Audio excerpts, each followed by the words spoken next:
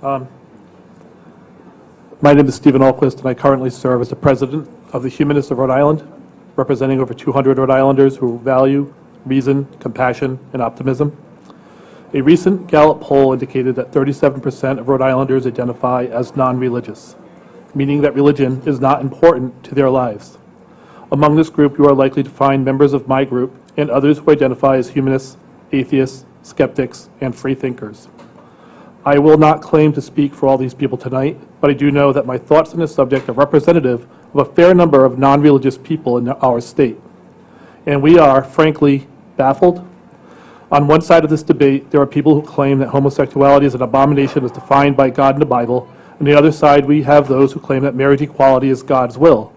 Meanwhile, downstairs in the main rotunda, there were hundreds of people praying, singing songs of praise, and falling into fits of religious ecstasy or speaking in tongues. This is real. And this is Rhode Island.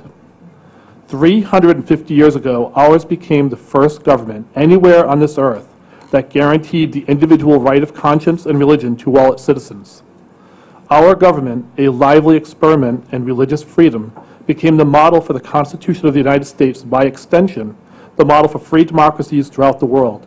You can draw a direct line from Roger Williams to the Arab Spring. What we're seeing with the opening up of this world right now, this is because of what happened here in Rhode Island 350 years ago.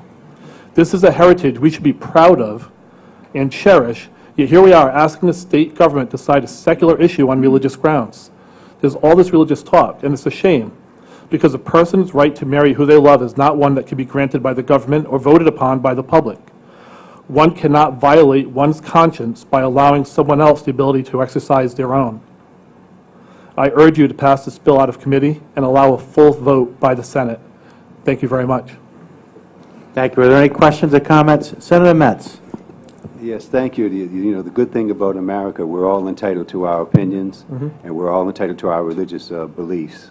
So I do agree with you on that.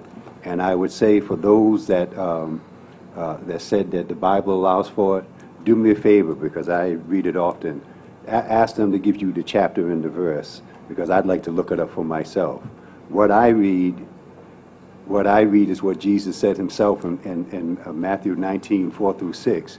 He said, from the beginning, they created a man and a woman. And that's what it says. Matter of fact, I'll read it to you so I don't get it wrong. Have you not read that he which made them at the beginning made them male and female, and said, for this cause shall a man leave his father and mother, shall cleave to his wife, and they twain shall be one flesh. Wherefore they are no more twain, but one flesh. What therefore God hath joined together, let not man put asunder. So there's several scriptures that go along with it. But you asked the other group to give you the chapter and verse that you said goes the other way, and I'll be glad to read them and to pray about it. But I do thank you for your comments. But this is America. We're all entitled to our religious beliefs or not to believe. And I do agree with you on that point. Thank you very much. Thank you.